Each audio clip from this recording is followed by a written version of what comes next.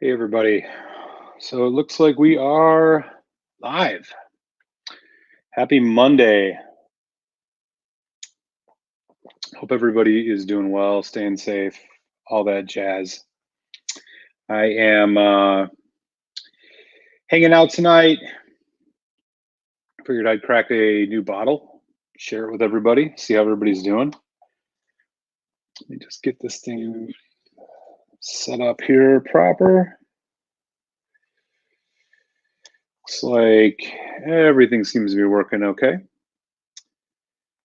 I am starting things off tonight with one of my favorite kind of starter whiskeys, which is the Great King Street from Compass Box. This is the Artist Blend. It's a bourbon cask, non-chill filter, natural color, 43%. It's a great dram to kick things off for a night when you're not sure exactly what you want to drink. So enjoying one of these. It definitely gets things going. And yeah, later tonight, I got a couple others that I recently picked up. Despite the COVID-19 insanity, I got some stuff shipped to me. Glenallachie. Hey, the one named Nestor's in the house. Hey, what's up? Glenallachie, 15-year-old.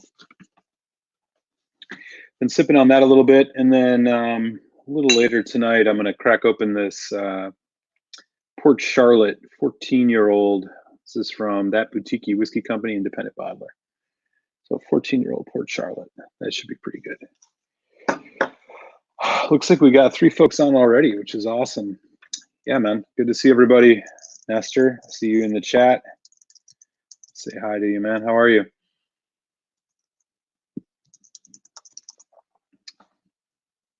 This program is running a little weird tonight. I think internet is actually running slower in general over the last couple of days, likely for obvious reasons. But yeah, Peter White's in the house too. Hey, Peter, how are you, man?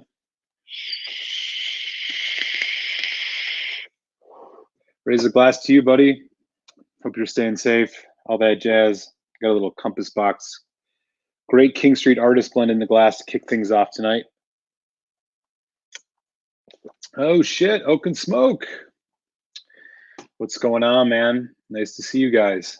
Why is this light flickering so much? Well, this is interesting. We're going to get some special effects going on in here today.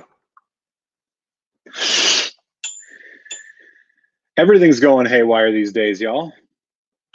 Lamps are going haywire. Public health is going haywire. I hope everybody's staying safe, man. Yeah, what is going on with this thing? Interesting. All right. Anyways, let me just grab in on the chat. Oh, hey, Brent's in the house. Peter White, so far so good. Good to hear, Peter. Anybody drinking anything tonight?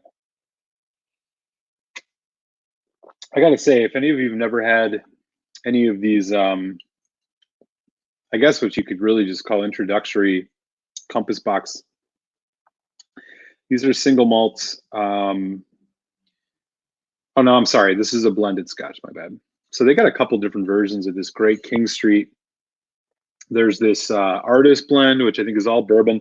They have one called the Glasgow Blend, which is a little more peated. It's a sherry, also really good. These are all like in the US around like $35, just like awesomely good prices. All non-chill filter, natural color, 43%, and you just can't go wrong. This is one of those drams that I love throwing down, you know, just to kind of kick off a flight. And actually, I've been thinking about potentially doing a top 5 kind of flight whiskeys, just the whiskeys I like to drink when I'm going to kick off doing doing a flight of something. I think these, like, everybody's got those drams they go to kind of like get the palate ready, get it started. And this is definitely one of them for me, specifically around like most, you know, if I'm going to get in any single malts. I think the grain note in this is relatively subtle, but it's heavy bourbon notes, vanilla, a little bit of that toffee note. It's great. It's just a perfect, easy dram to get into. Oh, Peter White says he killed off at King Street a while ago. Interesting, man. I'd love to hear which one you've been drinking. I think there's a third one too, called like the New York. I don't remember exactly what it's called, but I think they have like a third one. There's the Glasgow, there's the Artist blend, and I think there might be a New York. There might be a couple other ones, but I'm not entirely sure. The Glasgow and the Great Artist are the ones that I can find around here relatively easily. Peter White says he's drinking some OWA 107. Hey, nice. Is that something you can find easily? You sure as hell can't find that easily around here. That stuff is basically you're digging for gold if you can find that bottle. And I've never, yeah, it's the hype around the weeded bourbons like that. It's pretty crazy around, well, pretty much everywhere in the United States, but definitely around here in southeastern PA and South Jersey. You can't find those on the shelf anywhere.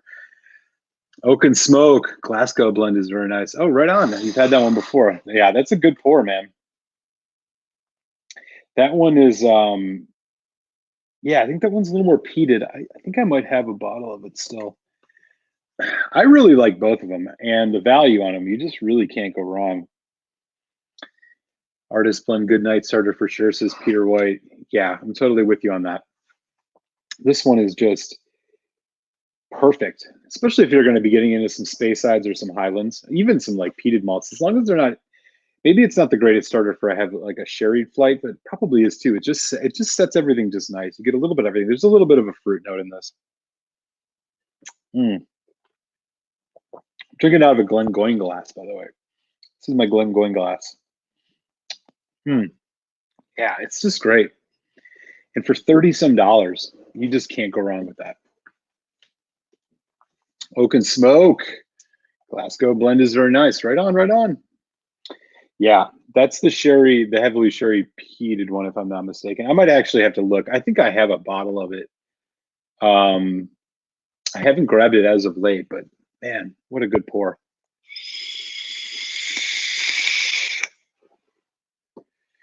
Good stuff, y'all. So hope everybody's doing well. This is what week what? Week 3, week 2, depending on where you are in the world. Here in the United States, this is definitely week 2, week 3 of the COVID craziness. I've been just hunkered down in the bunker, man. I work from home anyways, so it's actually been relatively modest in terms of lifestyle changes to get into it, but you know, it's still a pain. Can't go anywhere. Most of Philadelphia is shut down in terms of businesses, pretty much like everywhere else, or everywhere else should be for that matter. So yeah, just been hunkered down, and it's given me a good opportunity to taste some whiskeys, which is fun. So as I was mentioning, I just got recently, I got a bottle. This is an independent bottling from That Boutique Whiskey Company. This is a Port Charlotte, 14 years old. It is at 51.1% ABV. So I'm going to crack this in a little bit. But we were just chatting about what I got in the glass to get things going, which is the Great King Street Artist blend from Compass Box. This is a really great pour. In fact, I'm going to put a little bit more in the glass as we warm things up here tonight. Such a solid dram, and the prices, you just can't go wrong. This is just, you know, the only other whiskey I can think of that comes close in terms of just a great palate starter, especially for Scotch, is something like, you know, Famous Grouse, something like that, which you can get a little bit cheaper, but I really love the flavor of this. That grain note is really nice in here. And also the thing you get out of this is just, again, a non-chill filtered 43%. So it's not a weak whiskey.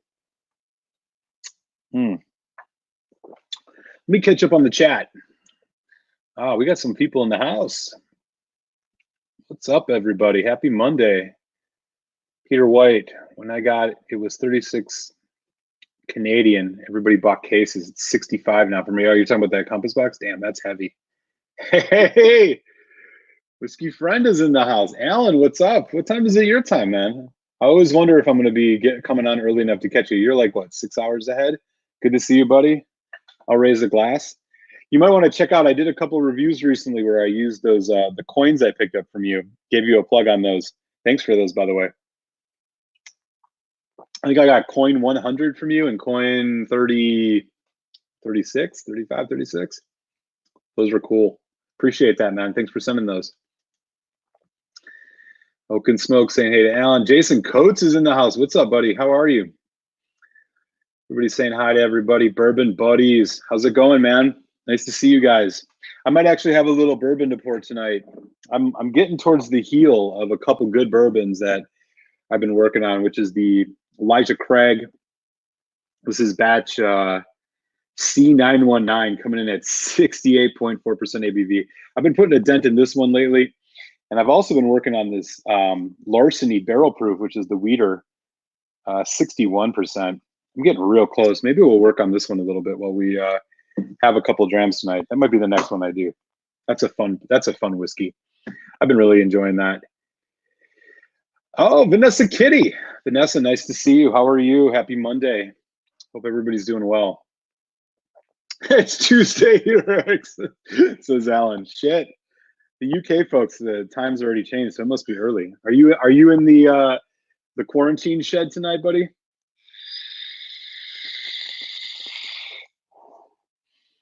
I've been following a couple. If y'all haven't subscribed to Alan's channel yet, you got to go check it out. He's been doing some great videos. He's got a nice little nice shed set up where he's been doing some of his videos, which is great. Bourbon buddies. Oh yeah, baby. If you had the Larceny, the barrel proof Larceny, this is actually the so it's the first batch. So it's the same people as do the Elijah Craig. It's out of Heaven Hill, and it looks like they're going to be doing the same batch style situation here. So like as the Elijah Craig barrel proofs all come out in like batch A, B, C, like January, May, and September. It looks like, so this is batch A. So it looks like they're going to be potentially doing the same thing. And this is also out of Heaven Hill, but unlike the Elijah Craig, it's not 12 years old. It's, I think 6 to 8. It's an NAS. They don't tell you. It does say 6 to 8 year bourbon on the back. So, and no chill filtration, which is great. Yeah, we'll do a little bit of this too. I did a review of this like a couple weeks ago when it came up. I'm not a huge weeded bourbon fan, but I do like, I have to admit, at cask strength, it's hard not to like almost anything. Like it's gotta be a real bad whiskey to not like it at cask strength. I'm not a big, huge weeded fan. I'm not a hype on the Weller stuff, although I've had a lot of them. I do like the OWA. I think was probably the one I liked the best. But the problem with the Wellers here is unless you live in a couple states where this stuff is sitting on the shelf everywhere, you just can't find the Weller. And I'm part of this thing called the Philadelphia Whiskey Society, where we just got some news about a barrel pick of Weller full proof. So basically their barrel proof version. It was still like $400 some. I'm just like, that's crazy, man. I can't pay that much for a whiskey or a bourbon. I mean, I can't throw on that kind of money for a bourbon, but you know, I bet it's good. I have not had, that's the one I haven't had. I've had the rest of them, and you know, I think they're good, but most of the time you got to get those on like secondary market. I think a bottle of Weller 12 year is like $130, $140 right now, which is just crazy. I can't pay that much for a 12-year-old bourbon. Anyways, let's put a little Larceny in the glass. We're gonna wait a few more minutes, and I'm gonna crack open this Port Charlotte. I'm really excited about this. Looks like we already got 7 folks on, which is cool. Hope everybody's doing well and enjoying their Monday.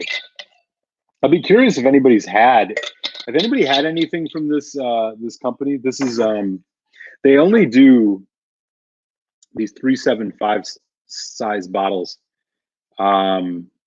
It's that boutique whiskey company. I got a couple things from them. I got a South African whiskey from them. I got a Bowmore 15, which is pretty good. I got a Port Elgin and this Port Charlotte. So I'm actually really excited. Or Glen Elgin. I'm gonna end this Port Charlotte. So we're gonna crack this thing open in a minute, but I'm gonna do a little bit more of this Larceny. This one I think should be on shelves pretty much everywhere in the US by now. We're getting close. Although there's probably not a good way to hit up the liquor store to find it, considering the quarantines and everything. But if you're in a state that ships, you can probably find this online. This is a good whiskey. Almost 62% ABV. Let me catch up here a little bit.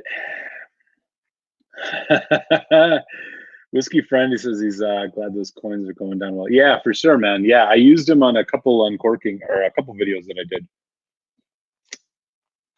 I'll have to look back and see which ones they were. I'm in bed, fellas, says Alan. Nice. Hopefully you got a dram in hand, right? It's Monday. Jason Coates said, what a shed it is. Yeah, for sure, man. Yeah, it hasn't made our way out here yet. Oh, Bourbon Buddies, you talking about the larceny? Where are you guys located? I'd be curious. Maybe it actually, I'm surprised. I mean, this has been, I haven't seen it on a lot of shelves, but I was able to find it online. I bought this, I had this shipped for me to me from New York City, and it was $50. I mean, $50 for a barrel proof. Come on, it's steal. Hopefully you'll be able to find it soon. I'd be curious where you're at.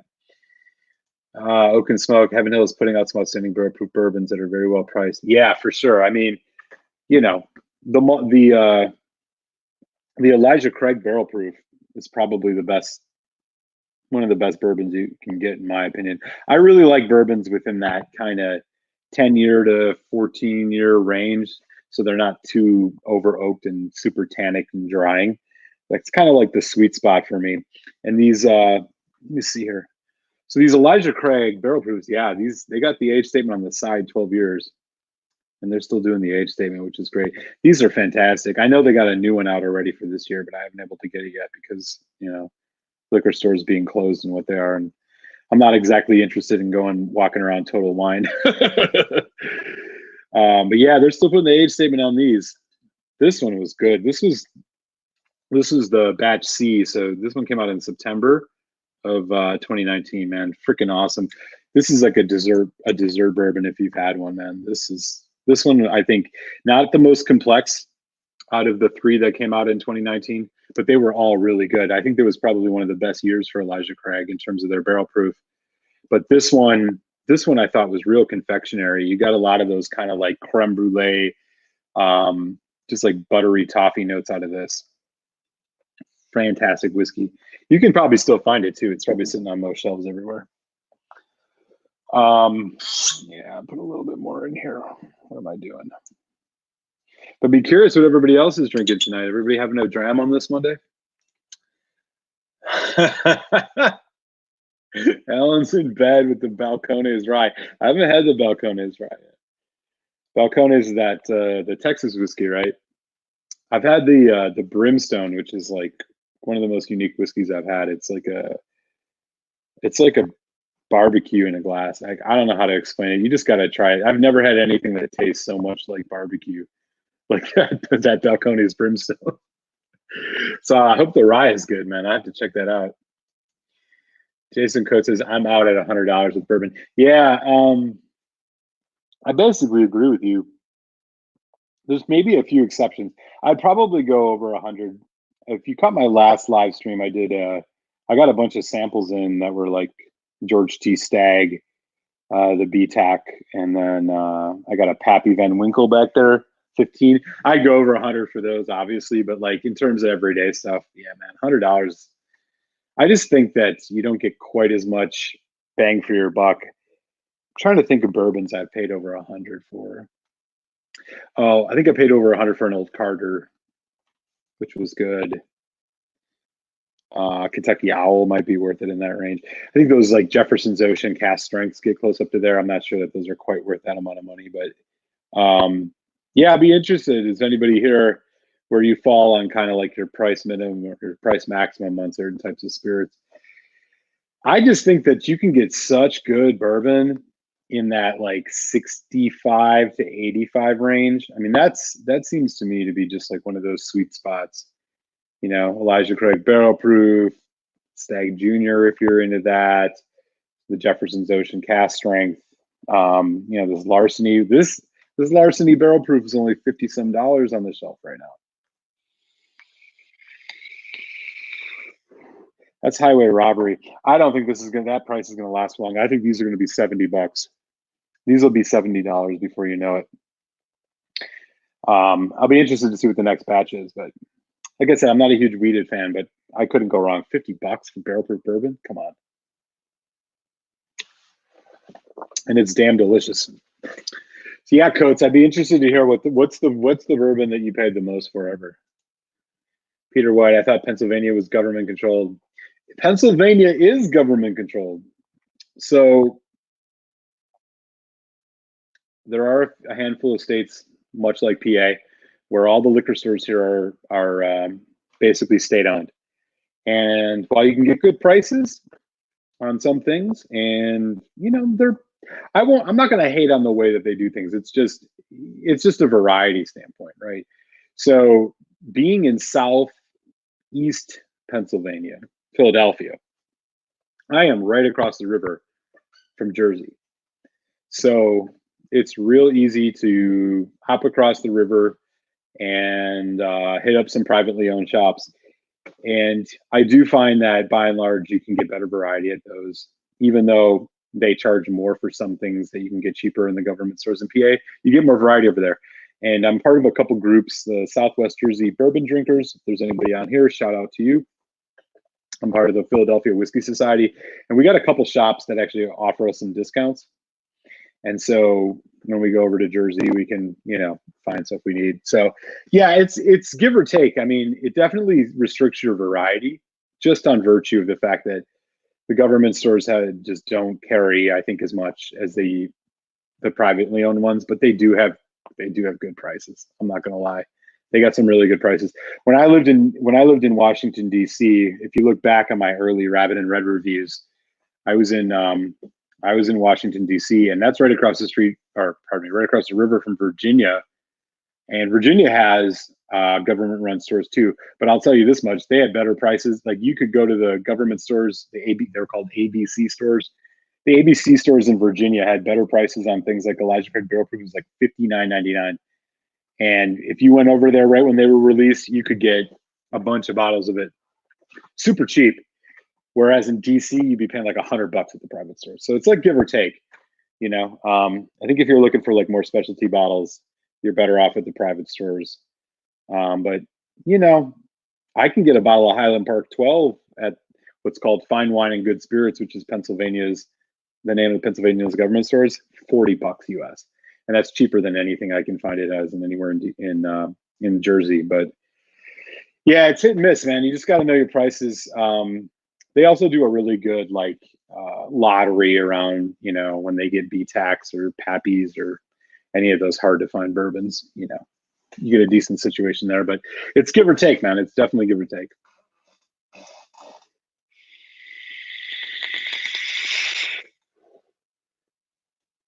Ah, interesting. Okay, so we got some folks talking about bourbons here.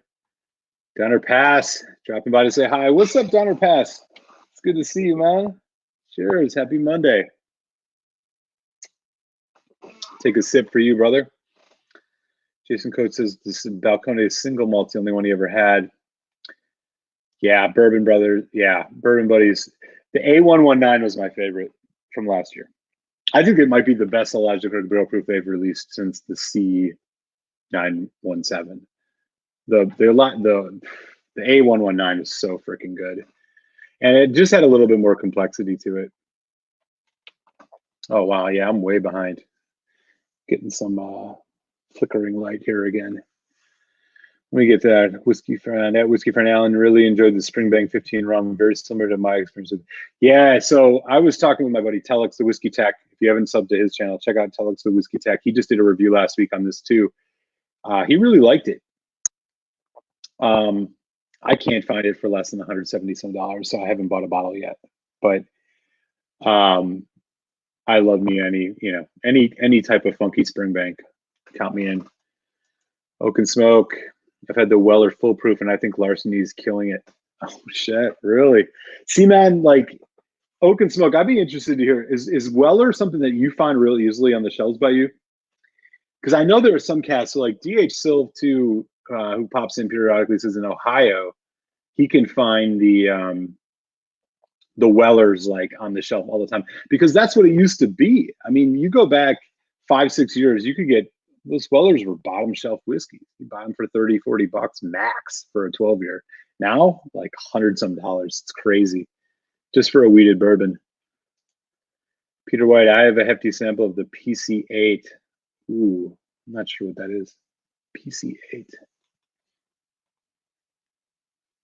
I've not yet found a typical Springbank, says Whiskey Friend. Between the super pretentious name, half-size bottles, and sky-high prices, I've never had a that boutique whiskey company. I appreciate that, man. I appreciate that. Funny thing about that particular whiskey company. So the Philadelphia Whiskey Society earlier this year had a rep from them come and do a tasting, and we got to taste an Ardbeg 12, like some 21-year-old Isla. Yeah, they're a little bit on the pricey side, especially because you only get half bottles. This half bottle that I got of the Port Charlotte 14 was like $80, which if you figure, would you pay $160 for a 14-year-old cast strength Port Charlotte at regular size? I feel like I got a decent deal on this, but yeah, I hear you. All of their stuff, they do these kind of like graphics, and so for this Port Charlotte, these are the 5 molecules that represent peated whiskey, which is why they do it on this. But they have really crazy graphics for a lot of their stuff with kind of interesting backstories. But yeah, we're gonna open this up in a few minutes. I'm excited too. But they are definitely pricey. And yes, super pretentious. I'll raise the glass to you on that, Jason Coates. Cheers. Yeah, we talked on that. Let me try and catch up a little bit here, man. If I could get BTEC at MSRP, even over 100, sure, but that's, well, yeah, totally. It's run of the mill. I mean, you're lucky, and you're gonna roll the dice rather.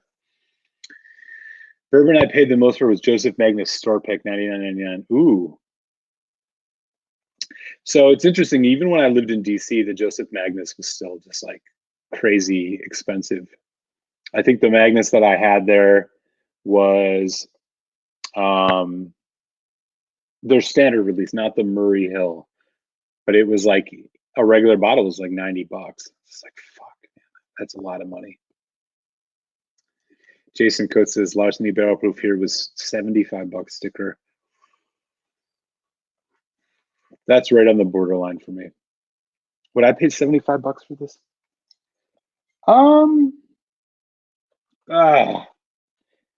65, yes. 70 is probably the border. 75 might be too much. Mostly because it doesn't have the explicit age statement on it. On the back, it tells you explicitly 6 to 8 years, but I mean, completely the Elijah Craig Barrel Proof, which I'm sure is probably right around the same price for you, Jason Coates. Yeah. And again, the Elijah Craig Barrel Proof has some rye in the mash bill. So for me, at least when it comes to bourbon, you get a little bit more complexity when you get a rye in the mash bill. So yeah, $75 might be a pass on this. I think that 70 is probably the threshold, but good bourbon if you can get it cheaper. Whiskey Friend said, just done Angels Envy shootout tonight. Ooh, nice. I gotta check that out. The bourbon, 40 Tawny Port, 55.8% in the C. Wow, man, you got a whole bunch of, man, how are you getting your hands on such good bourbon over there, Whiskey Friend? You must have some good friends, buddy. Donner Pass, the Knob Creek single barrel at 42%. Why pay more? Donner Pass is speaking truth right here. I've long said, despite not doing a review, that the Knob Creek 9-year-old single barrel at 60% is the best value in bourbon. I just did a review of their newly released 12-year where I kind of go into detail on this. If you haven't checked it out, do check out my review of the Knob Creek 12 because I talk about this. The thing about Knob Creek single barrel is that even though the regular release is 9 years, 60%, so many stores have barrel pick select programs with Jim Beam, who makes Knob Creek. And so you can get 13-year, 14-year, even 15-year for like $50 or less, which is just an absolute steal. I have a small collection of Knob Creek barrel proofs for exactly the reason, which is that value. So I'm totally with you on that, Donner Pass.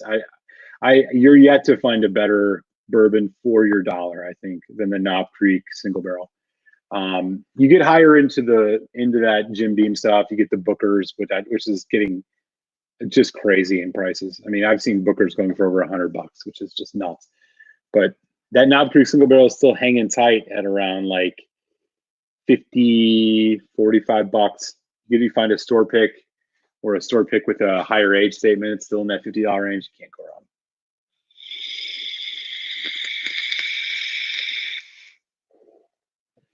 All right, let me catch up. Damn, we got a lot of chat going on here.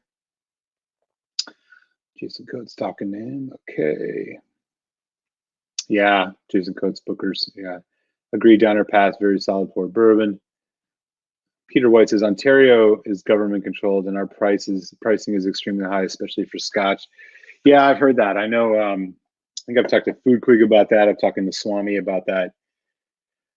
Are you able to get stuff shipped from other provinces? Because I always hear about like Alberta being a place that is kind of a honeypot for good whiskey, and it's a little bit cheaper.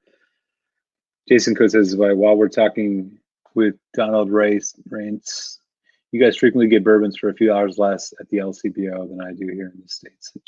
Jason Coates. Oh, that's interesting. Wellers and Four Roses, maybe Heaven Hill is a ripoff. In Ontario, antique sometimes. Special Reserve, cool. Oh, PC's Port Charlotte. Oh, you got Port Charlotte 8. Wow, nice. Jason Coates, ECBP is 90 to 100 here on a rare occasion if we see it all. Damn. Yeah, it's not the easiest one to find, man. Like I don't quite understand it. There's some shops that you can that'll just have Elijah Craig barrel proof. For me, there's the local mom and pop shops, and then there's also, pardon me for just a second. There's also Total Wine, and Total Wine in New Jersey seems to have Elijah Craig barrel proof all the time, $60. I think it's so much of it has to do with where you live, which is a real bummer because, I mean, that's a whiskey it's not exactly allocated. Fisk's in the house. Quarantineaholics. You speak truth, brother. Good to see you, Jason. Hope you're doing well, buddy. Enjoying your quarantine as much as possible. We are all definitely doing that tonight. Folks saying hi to Mr. Fisk. Quig is in BC and Swami's Quebec. They both suffer, but Quig more. Oh, so you can't exactly. Man, I don't know what's going on in my chair tonight. Damn thing keeps sinking on me. So you can't actually get stuff shipped across provinces in Canada is what I'm reading into this. Jason Coates says, oh yeah, it's on the shelf everywhere in Wisconsin for 60. I just pick it up when I'm visiting. Where do you visit in Wisconsin? You go to Wisconsin? I'm from there, man. I'd love to hear where you go. I grew up in Milwaukee, so I know all about Wisconsin. I'd love to hear where you're visiting there, brother. Cool. All right, so enjoying a little bit more of this larceny. What I think I'm going to do now is I'm going to crack open this Port Charlotte, and I'm going to let it rest for a little bit because this is a 14 years old. Let's do it. So specs on this. This is an independent bottling from that boutique whiskey company. This is the graphic they have. I am told that the graphic on here represents the 5 molecules that encompass a peated smoked scotch. Yeah, they are from the UK. This is bottled at 51.1% ABV, 14 years, batch 7, bottle 561 of 662. So that's the rundown on this Port Charlotte 14. I'm going to put this in the glass and let it rest for a little bit. Oh, wow. 14-year Port Charlotte. All right. We'll let that sit for a few minutes. And actually, you know what I'm going to do? If Alan is still on, we'll drop an Alan Whiskey Friend coin on this one. I got coin 36 from the Whiskey Friend. We're going to put this on top of this Port Charlotte 14. We'll let this rest a little bit. I'll let you guys take a look at the color. We'll revisit this in about 10 minutes, but that is what we are looking at. That is a dark Port Charlotte. I'm not sure I've seen a Port Charlotte quite this dark. And I'm assuming that's all barrel influence because I don't think Boutique Whiskey Company, they do not chill, filter, or natural color. They don't say it explicitly on the bottle, but of course, if you look online, you can find that out. But I wish they would just say that they don't. What else? Imported by Park Street Imports, Miami, Florida, bottled in Scotland. It's from Atom Brands, ATOM. 5 Chapman Way, Tunbridge Wells, United Kingdom. Maybe some of my UK folks know where that is, but that's the specs on that. Let's let that sit for a few minutes. I'll leave Alan's coin on top of it, and we'll get into that in a little bit. Meanwhile, Jason Coates says EZVP. My stepdad's from Fond du Lac. Oh shit, bottom of the lake. Slancha, man.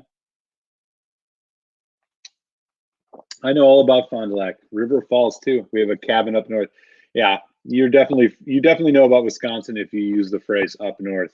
That's what all us city slickers do in southeastern Wisconsin who live in Milwaukee and talk about going up into the wilderness up north. Ooh, boutique nice, Jason Fisk. Right on, man. I'd be curious if you've had any other stuff before. Peter White, he used to ship from Alberta Weekly, probably 8,000 plus a year. Now I've only bought 1 bottle of Wisconsin shipping. Oh, they ended their shipping. Wow, that's a fucking bummer. Sorry to hear that, man. I mean, I'm not as well versed on the ins and outs of Canadian, the way they do their shipping, but I think I had heard maybe that somebody was saying that they had stopped doing the shipping.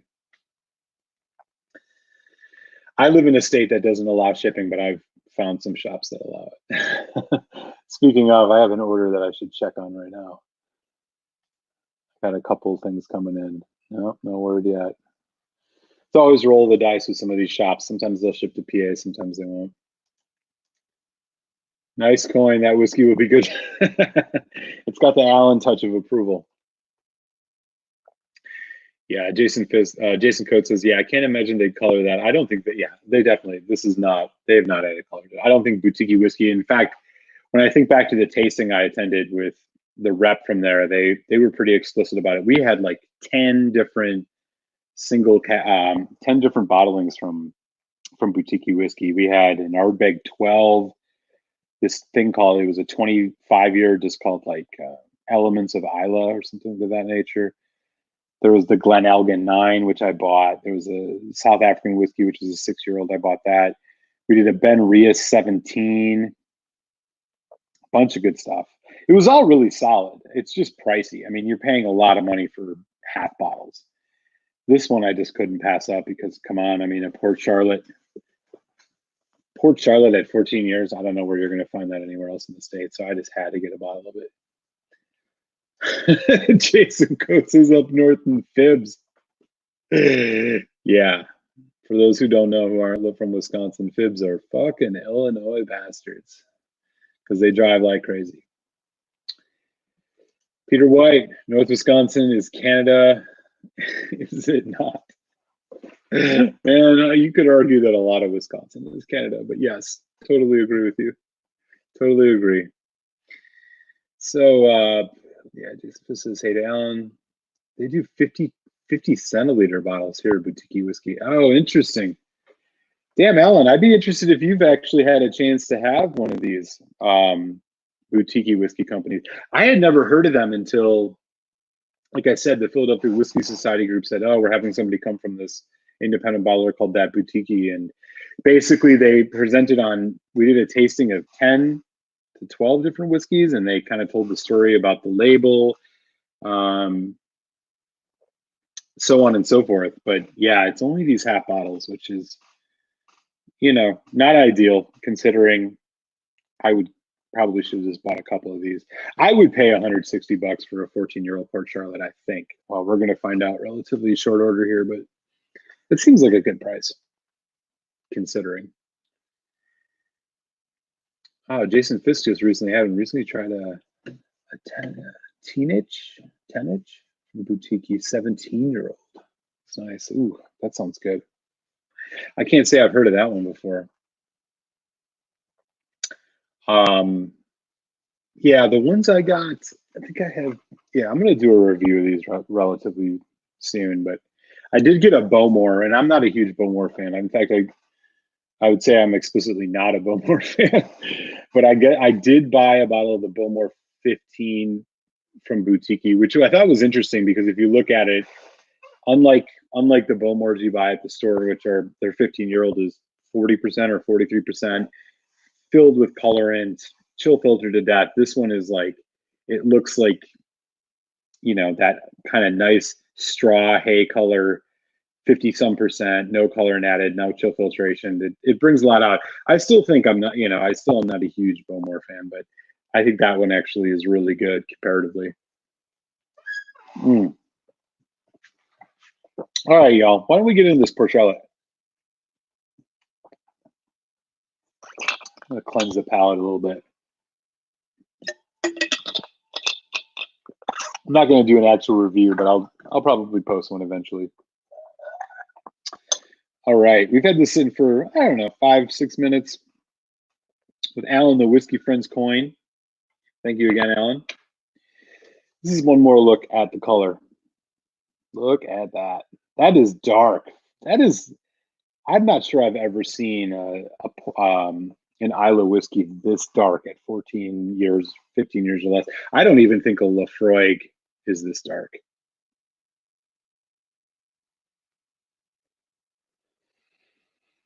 Oh, wow.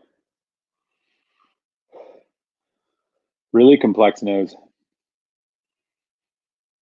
Peat smoke, yes. Lemon. A lot of barrel influence. It's almost like this faint, it's like Christmas spices, but they're like in the background. It's not like overpowering the nose like you get out a lot of heavily sherried whiskeys. You get a little clove in the back. It's just kind of like encompassing the whole thing. Wow. A little bit of a fruit note. Apple, pear. Wow. Yeah, this is dense, really dense.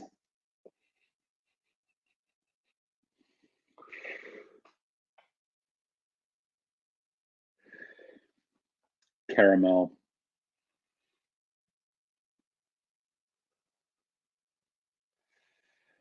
Wow, there's something in this I can't quite put my finger on. I have to nose this for a little bit longer. I can't quite put my finger on what that is, but it's like a really tight, rich. It's almost like molasses, but it's wrapped in this kind of sweet smokiness. It's like there's a smoked meat thing going on, and it's like it's wrapped in that. Wow.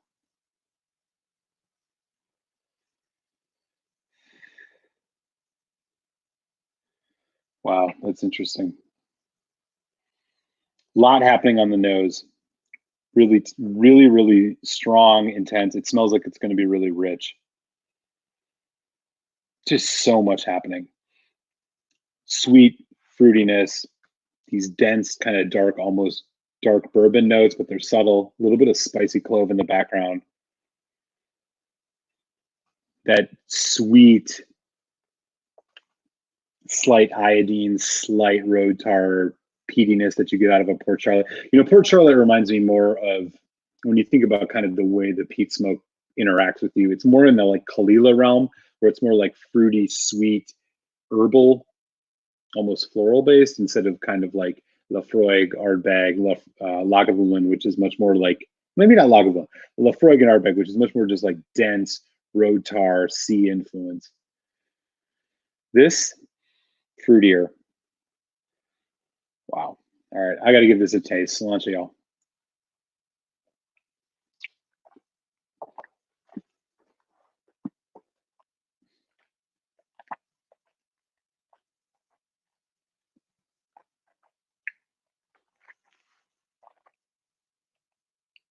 You're probably getting a lot of noise on that. Rich, really rich. Wow. If there's anything I can compare this to, it's Lagavulin. It's more in the Lagavulin style, like the Lagavulin 16, where you have the kind of herbal, deep, heavy notes of like fruit. There's citrus, there's pepper. Marine qualities come through on the taste. Full body. I do think that this is, yeah, this is closer into like a Lagavulin 16 in its style. More vibrant, punchier. Obviously, this is almost 10% more ABV. Finish is medium, left with like caramel, slight chocolate, seaweed. Wow, heavy, heavy kind of oaky tannic note.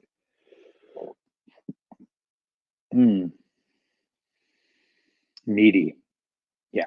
Smoked meat, smoked cheese, vanilla.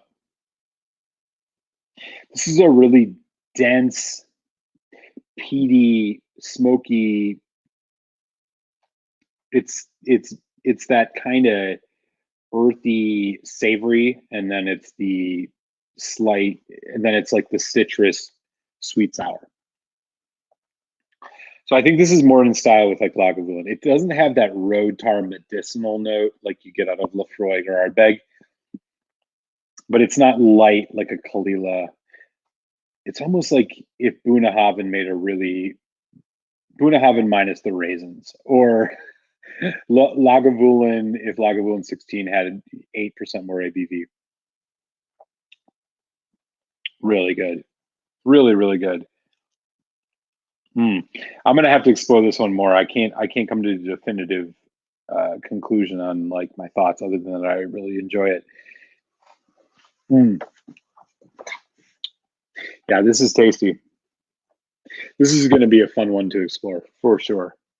I mean, the color on that alone, I mean, look at that. I mean, you compare that to like the Port Charlotte 10. God, I almost wonder if there's a sherry note in this, or a sherry maturation. It doesn't say anything on it, which is hard. I'm gonna have to dig around on the internet, but what I'm getting mostly is a very meaty, dark, intense peated Scotch with some nice, sharp citrus notes. It's like Kalila and Lagavulin 16 had a baby. God, there's a malty note though too. That's just amazing. All right, one more sip and I'm going to put this down for a minute.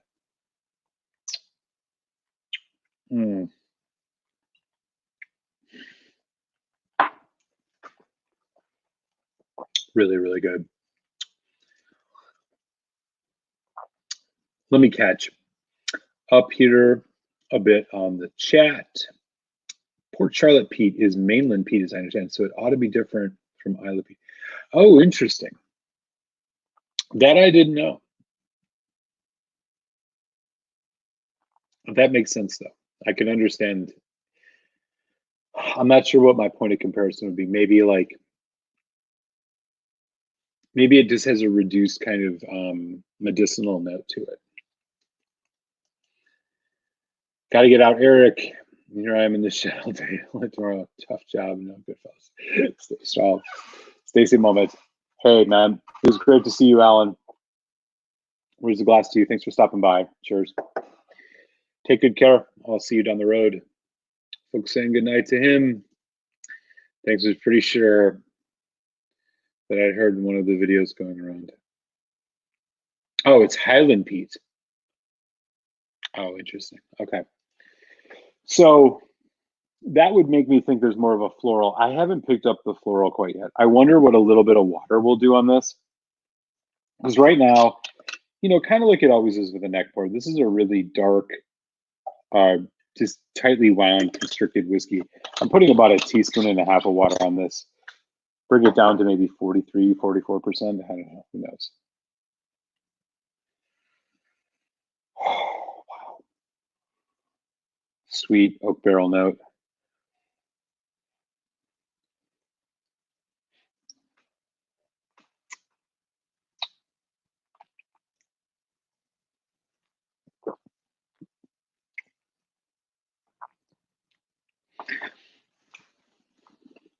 There might be a little bit of a floral note in this. That might be motivated reasoning on my part. I might have to try this by itself. when I'm not on a live, just to make sure. But there might be a little bit of a floral. I'm definitely getting like a, particularly on the finish, kind of a minty note, which I notice sometimes is synonymous with kind of like a floral note. Like there's like that kind of lavender creaminess. Wow. This is interesting. It's showing its age for sure. I think my general thought on this is that this is a much more complicated a much more complicated Port Charlotte than anything I've ever had. And it makes me humbled in the fact that I know I need to spend some more time with it. This is the whiskey that I can't give a quick have a couple drams. This is what I think. This one's tough. It's meaty, it's fresh, it's dark, caramel, almost bourbon notes. Then you get that kind of citrus, peat smoke, sweet and sour. Yeah, can't go wrong. This is a good whiskey, y'all.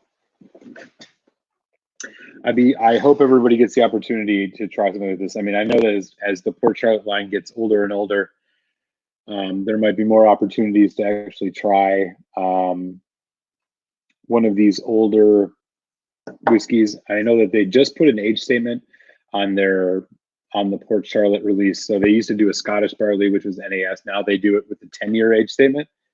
I have a Port Charlotte that's in a wine cask, which is called the MRC01, much younger than this.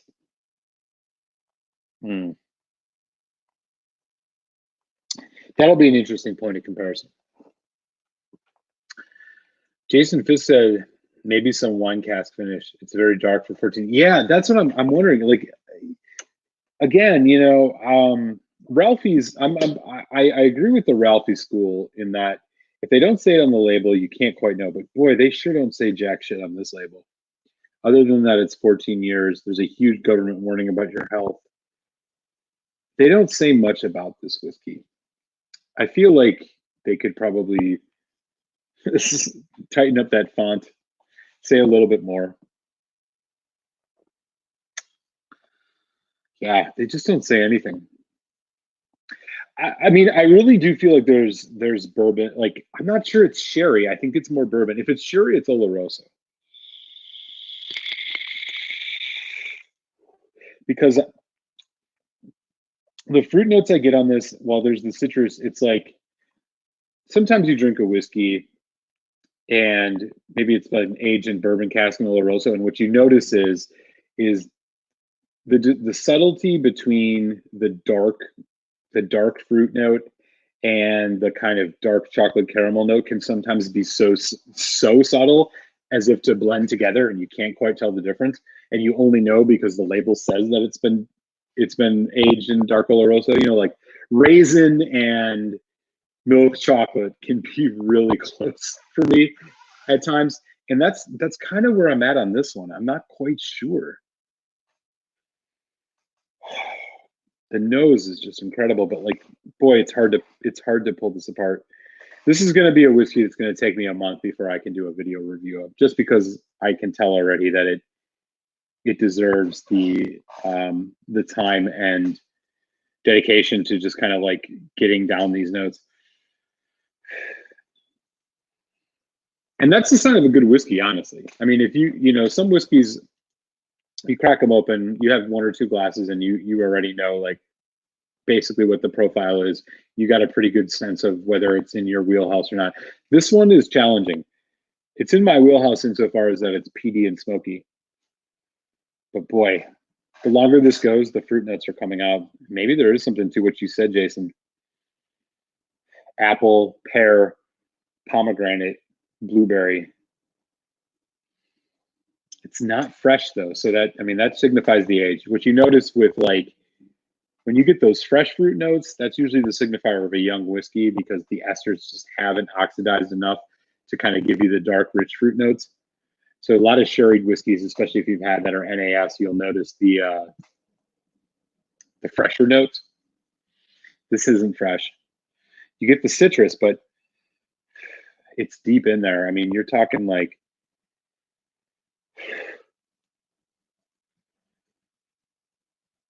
it's more of a dark blueberry, blackberry, pomegranate. Yeah, a lot happening here. This is going to be a whiskey I spent some time with, but my preliminary sense is this is going to be fun to explore, which is always what it's all about. So it's worth the money.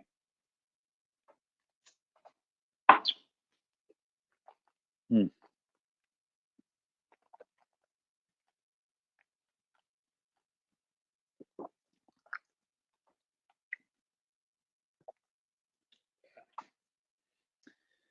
Yeah, that's good. Is it $88 good for a half bottle? To be determined. But we'll see. Jason Coates said, I really opened my port shot. My one port shot experience was highly objectionable and I haven't returned. Oh, interesting. I'd be interested to which one you had. Was it the Scottish barley? The thing about Port Charlotte and Bruichladdich in general is I notice, for me at least, it's very malty. We get a lot of the malt notes in it, which for me has been like by and large a good thing. Scottish barley, the Isla barley, you really get that kind of sweet, honey, grainy note, which I think is a testament to like the style that how they distill their whiskey. But I'd be curious to hear which one you had that you didn't like so much. I have yet to have the 10, so I'm not sure. This says, I opened an Indy 9-year-old Kalila. It's amber color. It says PX finish, and it's barely detectable. Yeah, fuck. There you go, man. So speaking of Indy Kalilas, I have a review that's going to be coming up in about 2 weeks. I just had a 11-year-old Kalila, Berry Brothers and Rudd, which I'm not sure they said PX, but I'd be interested to hear which is your Indy bottling, because a PX finished Kalila sounds really damn good. Jason Coates says it's the PC10. Okay. I have not had the PC10 yet. I've had the Scottish barley, the Isla barley, the MRC 01, which I know is wine cask, but the other ones I don't think are. And I'm not actually sure the PC10 is. I don't think the PC10 is wine cask. So I'd be curious about what you found so objectionable about it. It might be the sweetness, perhaps. It had a prominent Buttrick Valmaderino, but none of us could quite get past. Oh wow, damn! I could see that. Feels like it has to be an outlier. Sure. Yeah. Yeah, this is going to take some exploring for sure. My general sense on it is, boy, there's that like wet concrete note. Like you just walked past a construction site after a rainstorm. It's like clay. I'm getting that. I actually got that all the way through, but I'm getting it more now.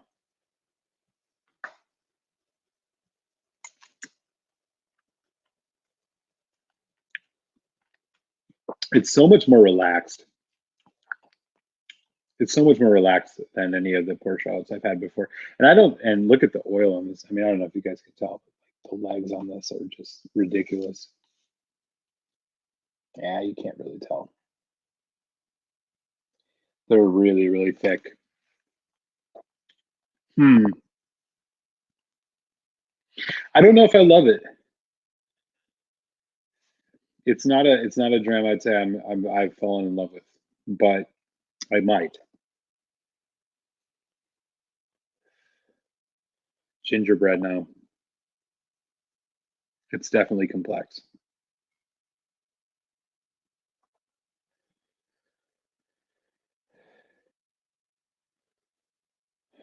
Apple. Man, that apple note. Apple cider. Mm.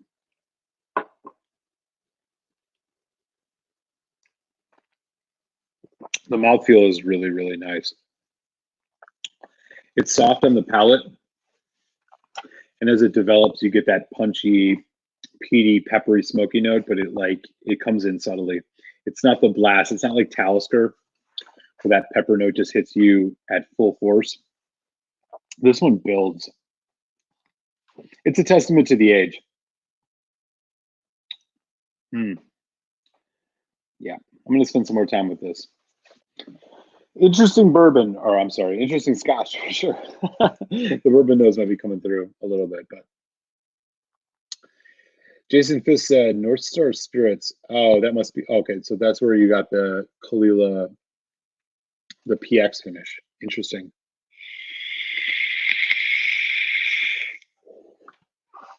I'd love to try that. I think the one that I had was just straight bourbon cask. Let me look. It's Berry Brothers and Red. I'm almost positive it was all bourbon cask and cheap too. It was like $60 last. Yeah. It was really youthful. Yeah, tropical. Yeah, this one it was all bourbon. But boy, you wouldn't know it. I mean, the bourbon notes are so subtle in that. It's mostly much more spirity forward, citrus forward. I'm not a huge Kahlua fan. I mean, Kahlua is not one of my go-to brands by any stretch, but I really do enjoy the Berry Brothers and Rudd. The Kahlua 18 was pretty good. The 12 is just kind of hit and miss for me, but it's just not one of my go-tos. I would take it over a Bowmore. I would definitely take it over a Bowmore, but I'm not a huge fan. It's not just one of my go-tos. If I want to like kind of citrusy, tropical fruit forward, spirity one, I'll just go for the Kilhoman and Mocker Bay, which I think is actually probably better than the Kahlua 12, despite not having an age statement. It's bottled at 46%, so it's higher ABV. I just think it's punchier in the right ways. But that's me. Cool, y'all. So yeah, my final thoughts here, just preliminarily on this Port Charlotte 14.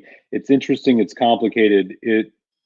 It's showing the signs of a whiskey that might be something that I just fall in love with, and the reason being is that I can't quite put a finger on like my general feeling on it.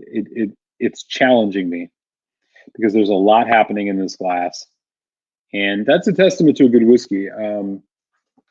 For me personally, I would just prefer to spend some time with a whiskey than to know right away offhand. And this is definitely one of those that I just don't quite know right away offhand. I feel like every time I go back into it, there's something different happening.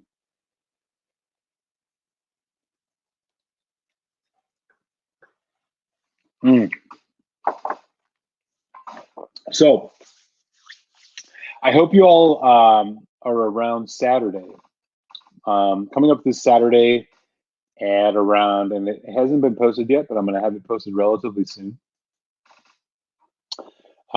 This Saturday at 5 or 8 Eastern time US, I'm going to be doing a Lafroig Fest 2020 with Mike from Mike Whiskey Reviews. If you haven't checked out his channel, do check it out. Mike and I are going to explore Lafroig, just enjoy some Lafroigs. If you guys have some Lafroigs and are around Saturday, be prepared to pour those in your glass. We're going to do, at minimum, the Lafroig 15, 18, and 25, but we'll also explore some of the other Lafroig drams. So if you're around, definitely keep an eye on my channel because I'm going to put up a post probably by this time tomorrow that will lay down the official date and time, but I think we're looking at around 8 Eastern time to just sit down, have some Lafroigs, talk peated whiskey. It'll be a lot of fun. Jason Coates.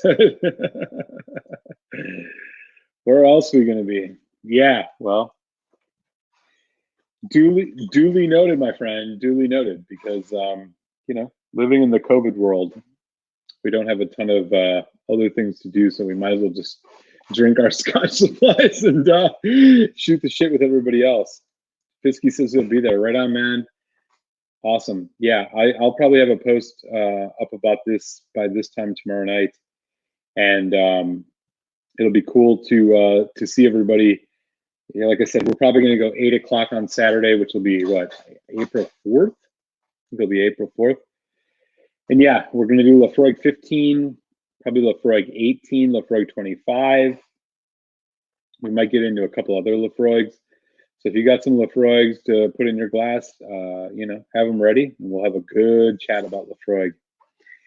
Oh, Rob Constra, sorry that again. Just had a painful virtual Optimus meeting, board meeting tonight. In hindsight, I think StreamYard worked excellent. Good to see you, Rob. We were just getting into this Port Charlotte 14 and shooting the shit. I'm about to hop in a couple minutes here, but glad I got to crack this bottle open with everybody and share my notes, which are essentially complicated and to be determined. This is going to be a fun whiskey to review once I get it nailed down, but right now I'm definitely excited about where this one's going to go. I'm going to spend some time with this Port Charlotte 14. All right, y'all. With that, we're going to settle things up for the night. Cheers to everybody. Thanks for swinging by, and hope to see you all Saturday. Check out my channel around this time next year, or next year. Check out my time around this channel tomorrow, because I will have the final date and time nailed down for me and Mike from Mike Whiskey Reviews, the Lafroig Fest 2020. So I'll catch you all later.